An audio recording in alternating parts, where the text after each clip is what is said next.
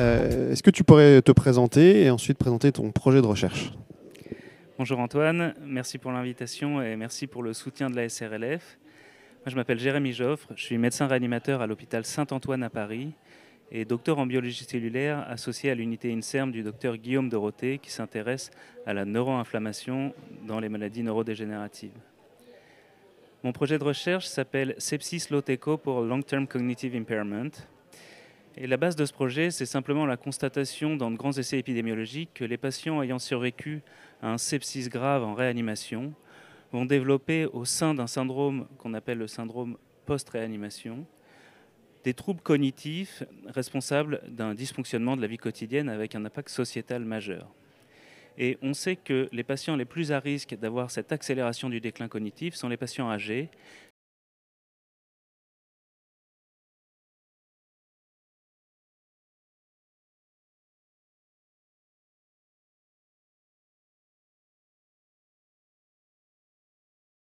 C'est que l'intensité de cette encéphalopathie associée au sepsis à la phase initiale va être responsable d'une inflammation persistante de bas grade, à la fois au niveau périphérique et du système nerveux central, qui va in fine promouvoir les anomalies immuno-inflammatoires associées à la progression des démences, notamment l'accumulation de protéines pathologiques, comme dans la maladie d'Alzheimer ou les autres protéinopathies, comme les maladies à protéines tau.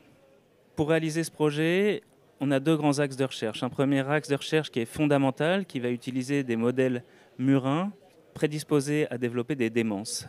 Chez ces souris, on va induire un sepsis et les suivre dans le temps pour évaluer l'altération de leur capacité cognitive associée à des modifications des cellules du système nerveux central qu'on appelle la neuroglie et les fonctions neuronales par électrophysiologie.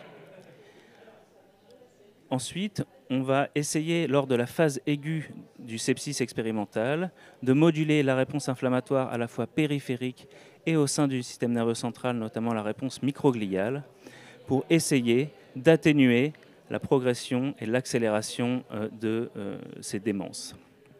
La deuxième phase de ce projet est une phase qu'on appelle translationnelle, au cours de laquelle on va utiliser des échantillons humains provenant de patients admis en réanimation pour un sepsis avec ou sans encéphalopathie associée au sepsis.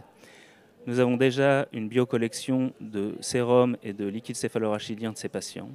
Et nous allons les étudier au laboratoire, d'une part pour essayer d'identifier des biomarqueurs associés à cette encéphalopathie associée au sepsis, et deuxièmement, les tester ex vivo sur des cultures cellulaires humaines, à la fois de cellules microgliales, astrocytaires et endothéliales microvasculaires cérébrales, de manière à étudier est-ce que ces liquides peuvent engendrer un changement de phénotype de ces cellules qu'on sait associées à la progression des démences.